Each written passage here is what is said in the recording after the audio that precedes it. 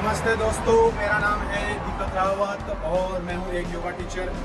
पिछले 15 साल से मैं चाइना में योगा टीचिंग कर रहा हूँ और आपके लिए YouTube पे वीडियो बनाते रहता हूँ। पहला पार्ट मैंने कल बनाया था कि चाइना और भारत के बीच में क्या अंतर है, और आज मैं उसका दूसरा पार्ट बनाने जा रहा हूँ, चाइना और भारत में क्या फ़र्क है, पार्ट 2।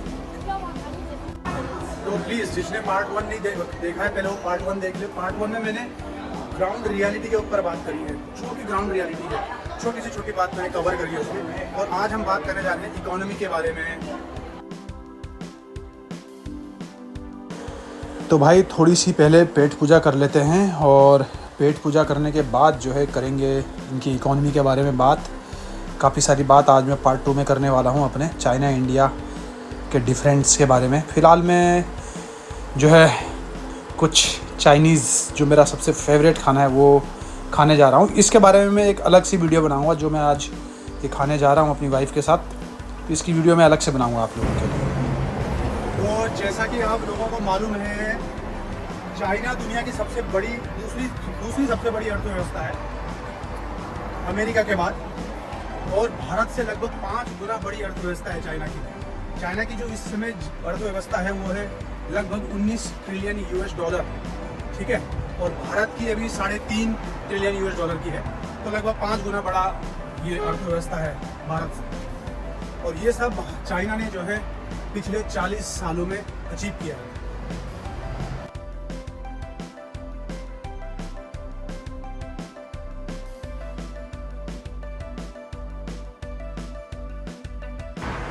तो 40 साल पहले चीन और भारत, लगभग आप 1980 यानी 1980 के दौर की बात कर रहा हूँ, जब इंदिरा गांधी हुआ करती थी प्रधानमंत्री।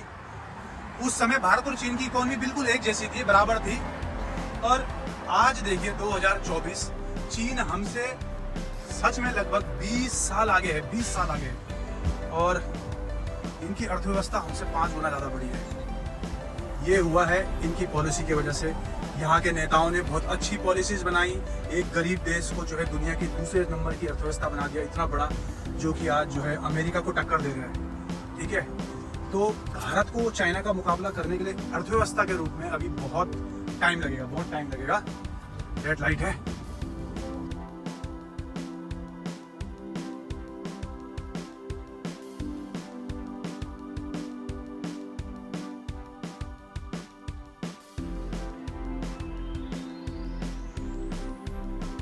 बहुत बड़ा डिफरेंट है। भारत की जो पर कैपिटा इनकम है, मतलब प्रति व्यक्ति आय, चाइना से 5 गुना कम है। और चाइना की इसमें प्रति व्यक्ति आय लगभग 13 या 14 हज़ार डॉलर है पर पर्सन, 13 या 14 हज़ार डॉलर है। और भारत की प्रति व्यक्ति आय आई थिंक 2,500 डॉलर के पास है इस समय। तो यहाँ पे भी हम अभी चाइना से काफ़ी पीछे हैं।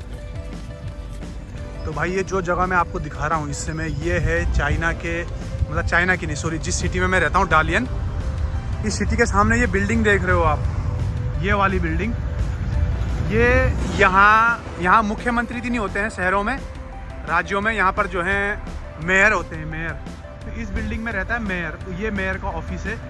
और यहाँ पर जो है लोग घूम रहे हैं अपना। तो भाई मैं इस समय बैठा हूँ इंडिया के हिसाब से जो मुख्यमंत्री होता है ना, मुख्यमंत्री, तो ये समझ लो मैं इस समय मुख्यमंत्री के आवास के सीधे सामने बैठा हूँ। बिल्कुल ये मेरे पीछे जो आप देख रहे हो ये मुख्यमंत्री आवास है। इंडिया के हिसाब से बता रहा हूँ, यहाँ पे मुख्यमंत्री नहीं होते हैं, पर मुख्यमंत्री का लेवल जो इंडिया में होता है उस लेवल के मिनिस्टर्स यहाँ पे बैठते हैं, वो जो पूरे शहर को, पूरे राज्य को चलाते हैं। तो मैं ये आपको क्यों दिखा रहा हूँ, ये इसलिए दिखा रहा हूँ कि यहाँ पे VIP कल्चर बिल्कुल नहीं है।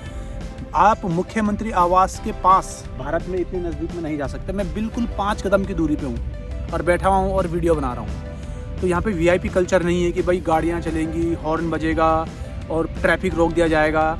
ये देखिए लोग घूम रहे हैं पूरा, ना तो यहाँ पे कोई ट्रैफिक रोका जाता है, ना हमें कभी पता चलता है। मैं इतने 16 साल हो गए मेरे को इस शहर में, कभी पता नहीं चलता है मुझे कि भाई कोई मिनिस्टर की गाड़ी आ रही है या कब वो बाहर निकला, कब वो अंदर आया।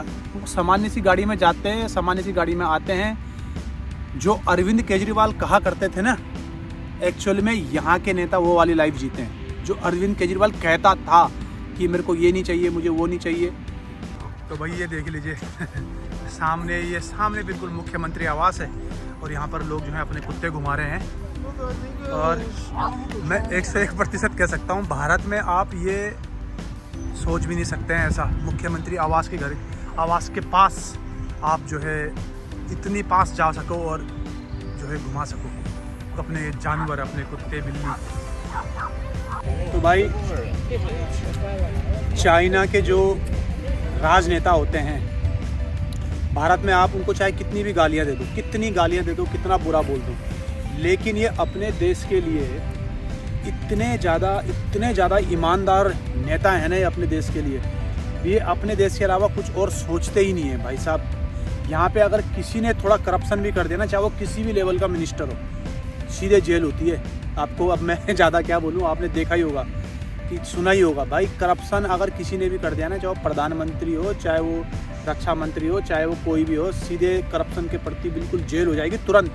कोई घूस रिश्वत नहीं चलती, कुछ नहीं चलेगा।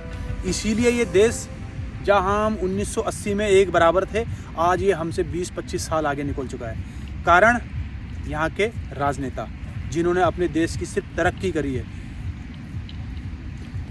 अब जहाँ तक बात है वीआईपी कल्चर की, तो भारत में आप देखिए, एक छोटा नेता भी, गांव का प्रधान भी अपने साथ 10, 15, 20 लोगों को लेकर घूमता है ठीक है। एक विधायक, उसको गाड़ी मिली हुई है, गन मिली हुई है, दो चार पुलिस वाले मिले हुए हैं। इस प्रकार का वीआईपी जो है कल्चर है भारत में, ठीक है। कोई हल्का फुल्का नेता भी अगर निकल गया रोड से, तो पूरी रोड को ब्लॉक कर दिया जाएगा, आम आदमियों को परेशान कर दिया जाएगा। ये भी एक बहुत बड़ा फर्क है। चाइना में ऐसा कुछ नहीं है। आप जो भी लोग मेरे को विश्वास नहीं कर रहे हो, आप अगर सक्षम हो चाइना आने के लिए, घूमने के लिए, आइए और अपनी आंखों से देखिए ये सब कुछ। और जो चाइना में लोग रहते हैं, भारतीय लोग रहते हैं, उनसे बात करिए, चाइनीज से मत करिए, भारतीयों से बात करिए। क्या कभी उन्होंने यहाँ पे कोई वीआईपी कल्चर देखा है? कोई वीआईपी गाड़ी जा रही है, ब्लॉक कर दिया रोड, कभी कुछ नहीं होता। मेरे को 16 साल हो गए इस सिटी में रहते हुए, मैंने आज तक ऐसा कुछ नहीं देखा। आज तक कोई रोड ब्लॉक नहीं हुई है, आज तक। मैन्युफैक्चर में चाइना हमसे बहुत आगे है। हालांकि हमारी जो सरकार है 2014 से बीजेपी गवर्नमेंट ने काफ़ी कोशिशें करी हैं मैन्युफैक्चर हब बनाने को भारत का, लेकिन मुझे लगता है वो एक अच्छा प्रयास था। और अगर ऐसा ही प्रयास रहा लगातार, तो हमको लगता है कि हम 8-10 साल में काफ़ी कुछ अचीव कर लेंगे। ऐसा भी नहीं है कि हमारी अर्थव्यवस्था अच्छे से ग्रो कर रही है, और अगर हमारी स्टेबल सरकार रही तो हम ज़रूर एक जो है बहुत मजबूत देश बनने वाले हैं इन फ्यूचर में।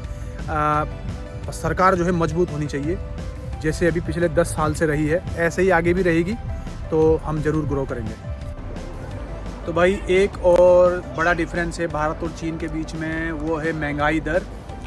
भारत में जो महंगाई दर है वो 6 से 7% के हिसाब से बढ़ रही है, और चाइना में जो महंगाई दर है वो 1% या 0.50%, मतलब 1 से भी आधे %, कभी 1%, इस हिसाब से महंगाई दर बढ़ती है।